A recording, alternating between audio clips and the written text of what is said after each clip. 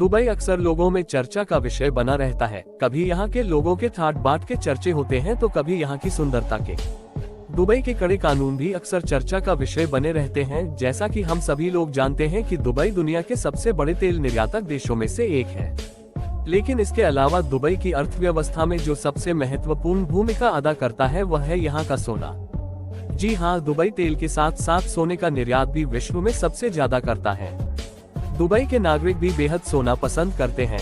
यहाँ के लोगों के पास महंगे से महंगे सोने के गहने, सोने से जड़ी गाड़ियाँ और इसके अलावा सोने के बर्तन भी मौजूद हैं। यहाँ लोग सोना इतना आम मानते हैं कि खाने में तक कभी कभार सोने का प्रयोग कर लेते हैं। इन्हीं कारणों से दुबई को सिटी ऑफ गोल्ड कहा जाता है। विश्व में सोने के व्यापार में 30% हिस्सा केवल दुबई का है। इसी कारण से यहाँ वर्तमान में 4000 से ज्यादा सोने के व्यापार पर आधारित कंपनियां स्थित है। दुबई के बाजार में सोना खरीदने के लिए विश्व के कोने कोने से लोग आते हैं। इसलिए यहाँ के सोने के बाजार में रोज हजारों की भीड़ सोना खरीदती हुई दिखाई देती है। दुबई में भारतीय एक बड़ी संख्या में निवास करते हैं। दुबई में रहने वाले एशियाई लोगों में से 50% तो केवल भारतीय हैं। इसलिए दुबई में भारतीय निवेश भी ज्यादा है। इसी कारण से दुबई के सोने के बाजार में सबसे ज्यादा खरीदार भारत से आते हैं। आपसे निवेदन है कि अगर अभी तक आपने हमारे चैनल को सब्सक्राइब नहीं किया तो कर ले और वीडियो को लाइक भी कर दें। दुबई का सोना विश्व में सबसे शुद्ध सोने में से एक माना जाता है। यहाँ हर दुकानदार को अपने सोने की शुद्धता का हॉलमार्क भी लगाना आवश्यक है, यानी कि आप जो भी सोना खरीदेंगे उस पर दुबई की एक छाप लगेगी जिसमें ये बताया जाएगा कि इसमें कितना % सोना मौजूद है।